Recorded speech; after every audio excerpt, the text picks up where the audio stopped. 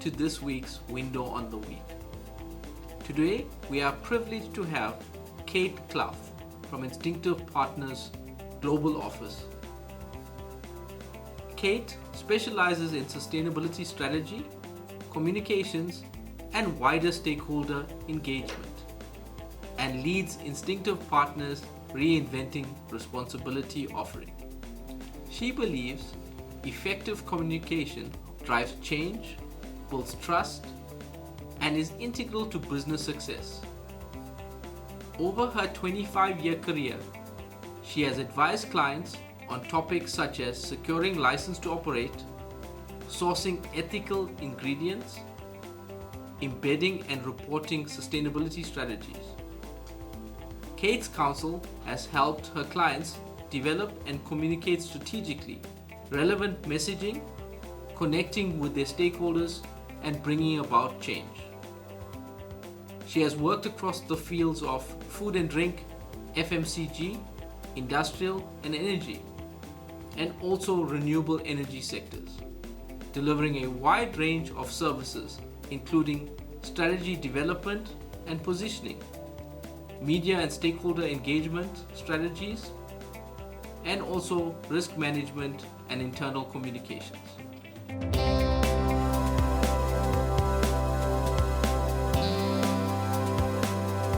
Welcome, Kate. It is a privilege to have you on this week's Window on the Week.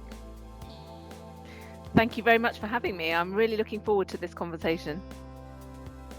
Great. So if we can get into it, reinventing responsibility is so poignant in the world today.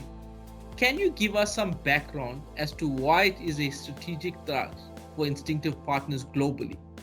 Yes, of course. Well, at its most simple, what Instinctif Partners really does is help our clients to build and protect their reputations. So we think of the world today with a climate emergency, with COVID, with social equality movements like Black Lives Matter, the digital transition. Never before has advice been more needed for business leaders to be able to make the right decisions and communicate and engage with their stakeholders really effectively in a time where the world is changing, almost day by day. Yes. And at Instinctif Partners, we've got the right people, the right disciplines, the right skills to really help clients all the way through the journey. So from setting their strategies, from providing insight actually to inform the strategy, to understand what's coming over the horizon from a consumer desire perspective, from a legislation desire perspective, policy, investors, and then actually putting that into action and engaging with these stakeholder groups to make change happen. And of course, managing the risk of that throughout as well. Yes, the stakeholder component of, in terms of stakeholder capitalism, is definitely gaining momentum globally. So I'm very glad to see that Instinctif Partners, through Reinventing Responsibility, is taking at the forefront of such developments. So why is stakeholder engagement so important in ensuring long-term sustainable change for business? And are you seeing a change in the way business strategy is being influenced? Well, if I answer the second question first, yes, there's a big change. And actually, the reason for that is your first question. It's because stakeholder engagement is just so important right now. If we take a helicopter view, or perhaps a space shuttle view of the world, we have one planet and one species, and both are under existential threat at the moment. And if we need to tackle these threats, and we must tackle these threats, then we all, each human being on this planet needs to play our part. And so there's a kind of a bit of a weird disassociation or disconnect between the business world and our personal lives that has taken us up to this point. And I think the pandemic has blurred those boundaries a bit. If we think I myself don't power myself off at the same time as I turn my computer off in the evening, I move from my work day into being a wife and a mother and a sister. I become a consumer I might be an investor. I play all of these different roles as a human being. And so if we want to solve our big macro problems, we all need to work together. And so it's really important that, governments have the right policies, that businesses are helping government guiding what that policy should be, that businesses are playing their part, and that behavior change happens right the way along that chain. And so that's why the stakeholder engagement piece is so very, very important. So in terms of just working across a number of sectors, are you seeing specific ESG trends impacting different sectors? Yes, of course. Different sectors have different intrinsic ability to create positive impact, and some sectors have been impacted by some of these big macro issues sooner than others. So we're seeing, energy and transport sectors, for instance, really focusing on carbon. We're seeing the digital sector really focusing on their social responsibility and their role in the world from that social aspect. FMCG and consumer goods in general have a much broader emphasis, but they're really focused on unpicking what are incredibly complex supply chains. They're looking at the circular economy, and of course they're looking at social purpose. But I think actually more interestingly, it is what all of the sectors have in common. And again, things I think are really changing quite fast. So we're seeing a real increase in transparency and disclosure, and a lot of detail that sits behind that. It's very genuine.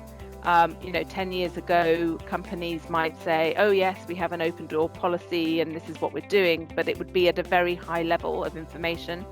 Now we're seeing companies sharing detail down to sort of map grid coordinates of plantations where they're sourcing raw materials from, and they're doing that on a regular basis.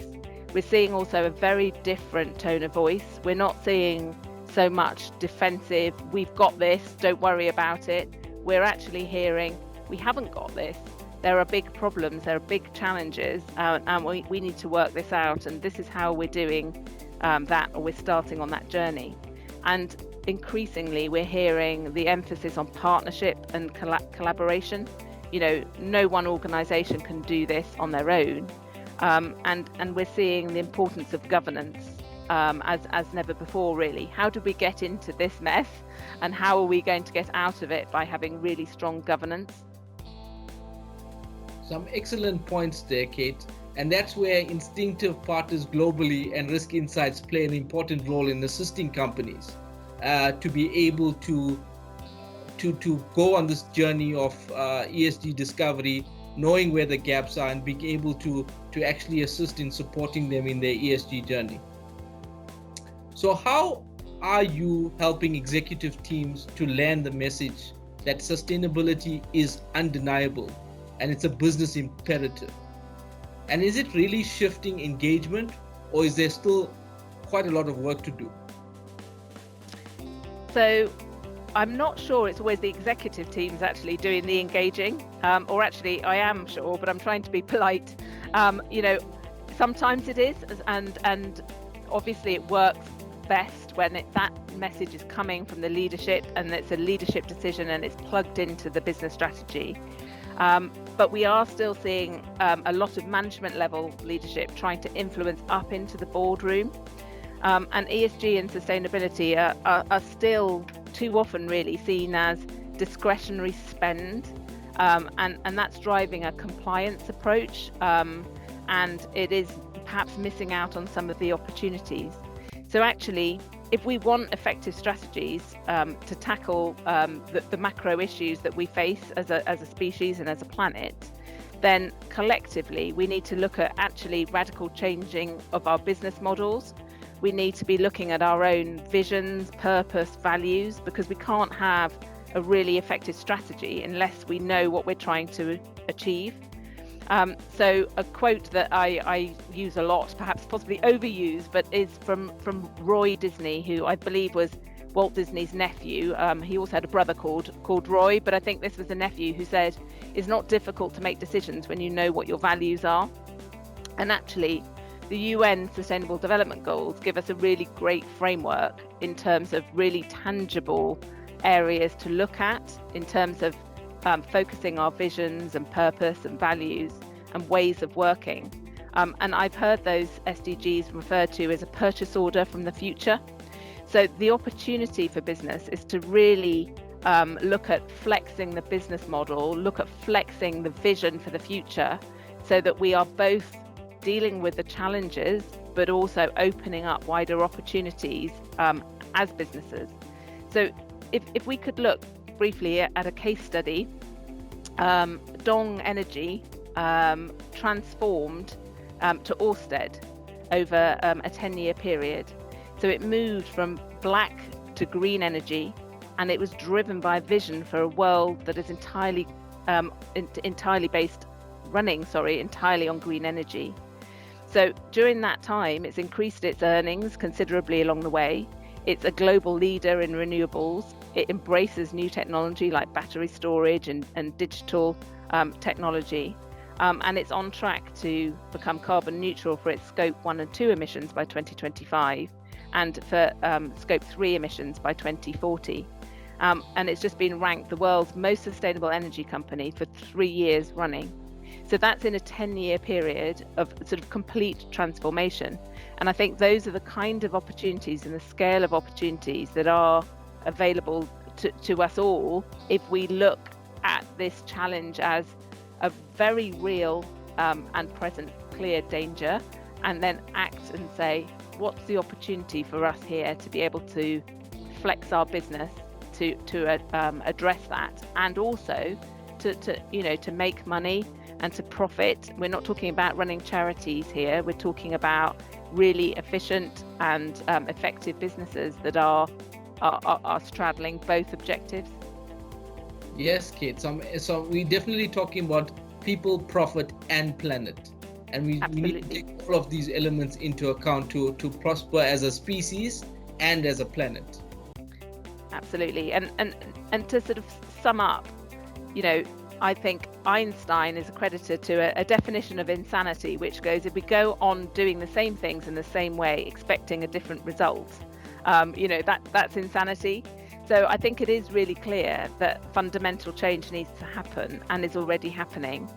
And if we go back to the start of this conversation, why Instinctif partners? Why have we stepped up to help and become involved in this area? I think, there are so many helpful tools and frameworks and ways of looking at the world out there that in a way it can become impossible for a business to know where to start. And our approach really just is based on 4 very simple questions, asking, where are you now as a business? So many organizations are trying to change without really knowing where they're starting from, and what information do you need to understand where you are now, and where do you then want to get to? How are you going to get there? And then only then, how are you going to talk about it? And I think that's a very simple model that can really help businesses start on the journey. And before even those 4 questions is, why do you want to do this? And I think it's clear, but it's about knowing your own business, its own impacts, and your own opportunities and sphere of influence to be able to really make a difference.